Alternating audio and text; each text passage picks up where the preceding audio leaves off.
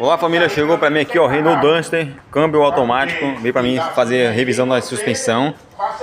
Aí estamos aqui ó, amortecedor estourou, vamos analisar aqui ainda, beleza? Então barulho da suspensão, ó. Chacoalhamento aqui, nas partilhas também apresentando um barulho, a ponteira desse lado e as buchas da balança, hein?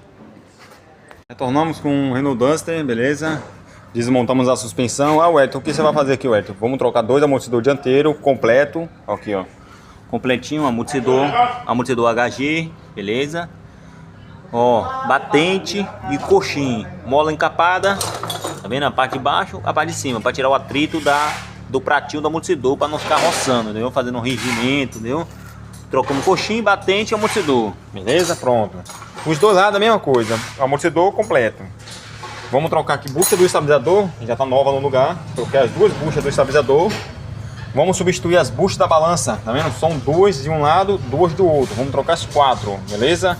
Aí do lado direito vamos trocar essa peça aqui, ó. Daqui pra cá. Pega aqui, ó. Ponteira de direção, beleza? Uma só vamos trocar, ok? Vamos concluir o serviço que o cliente precisa do carro para hoje. Olha meu jovem, as peças velhas aqui, ó. Foi trocado os amortecedor com os coxinhos, batente. Os coxinhos, tá vendo? São dois coxinhos, ó, né? Dois coxinhos de amortecedor foi trocado, beleza? Os dois amortecedores, ó, aqui está um, aqui está o outro, a ponteira, as quatro buchas e a bucha do estabilizador, beleza? Tudo que estava lá no orçamento, só que teve acréscimo das duas buchas. A única coisa que acrescentou foi as duas buchas e colar da partilha, beleza?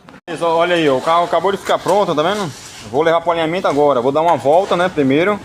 Após que eu der uma volta, não tiver nenhum barulho, aí eu boto o carro no alinhamento, beleza?